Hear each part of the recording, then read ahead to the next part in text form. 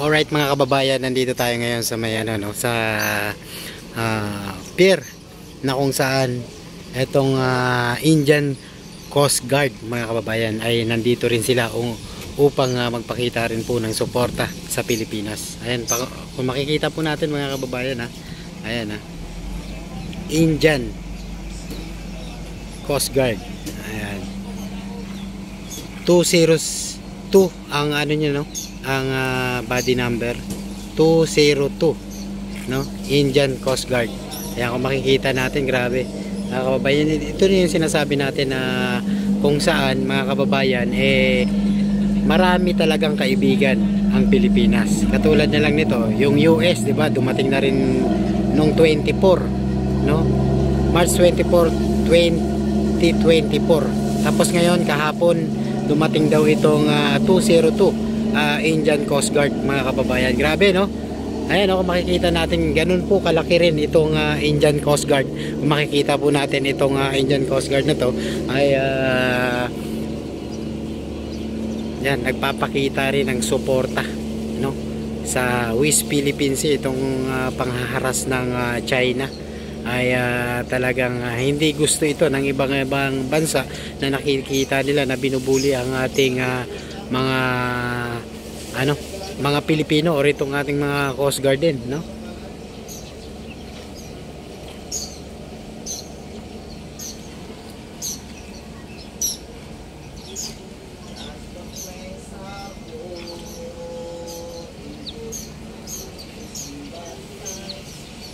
Sir, hindi ba dumaong dito sir yung yung USS Ronald Reagan? Nung 24 daw dumating eh. Ganun. Dito lang kayo na-assign. Taga saan ba kayo dati? Sa Taguig ko galing. Galing sa Taguig. Okay.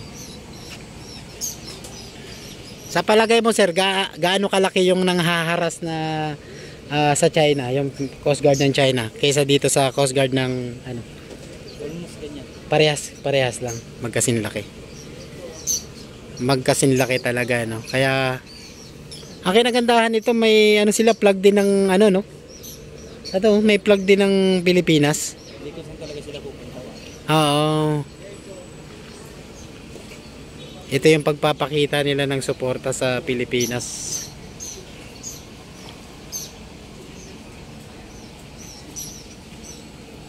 So abangan natin, no, yung siguro pagbisita rito, at palagay ko nasa bataan ng USS Ronald Reagan, no? At makikita natin na ang nakadaong ngayon, no, ay Indian Coast Guard, na kung saan mga kababayan, ito yung pagpapakita rin ng suporta sa ating bansang Pilipinas. Itong ang panghaharas ng China Coast Guard sa ating sa ating mga Pilipinong Coast Guard dyan sa Ayungin Shoal. Oo. Balita nga natin, may dalawa daw na Coast Guard na napinsala.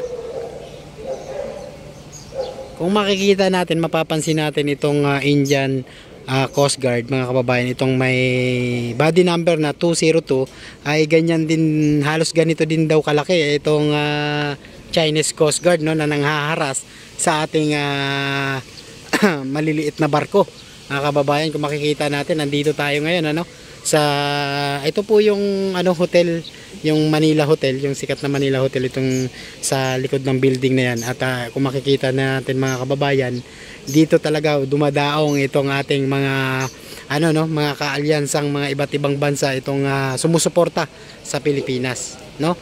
Kung makikita natin sa kabilang side, doon po dumadaong yung malalaking barko, itong katulad ng USS Ronald, no, sa kabilang side nitong Pinaran. Yung side na yan mga kababayan, doon mismo pumaparada itong malalaking barko, itong katulad ng USS Ronald. Siguro kaya din dito sa area na to, malalim din ito eh. Ayan, so ito po yung ating mga kababayan, ito yung unang balita natin dito nga po sa may pier, no, dito beside po yan ng Manila Hotel, no, na kung saan dati tayo nagba-vlog, doon sa may side ng ng kabilang side ng tawag nito, nung grandstand, yung malaking pinagdausan ng kay BBM Bagong Pilipinas Grand Rally. Yan. Grabe, lalaki no, mga kababayan no. Laki, ang lalaki pala ng barko din ng India no. Indian Coast Guard. Ganyan po ka ano, kababait ang kaalyansa ng Pilipinas, no?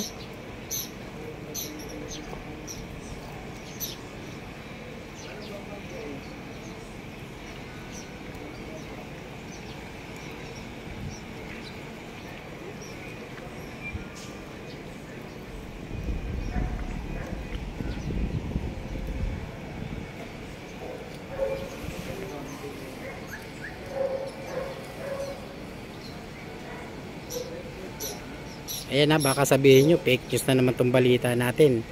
Yan, katunayan po na ngayong araw na to, araw po ng, nung araw ngayon, Martes pa lang ngayon. Oo, 26 pa lang ngayon. Oo, araw ng 26, dumaong daw po itong 202 Indian Coast Guard kahapon, mga kababayan. Muli nating inuulit sa inyo ha. Ayan, ganyan po kalaki ang Indian Coast Guard, mga kababayan. Ganyan daw kalaki rin yung ano no, yung barko ng China, mga kababayan.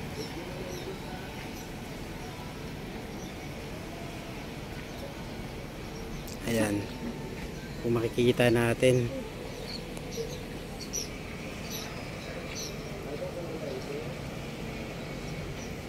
Ayan, ganyan kalaki yan.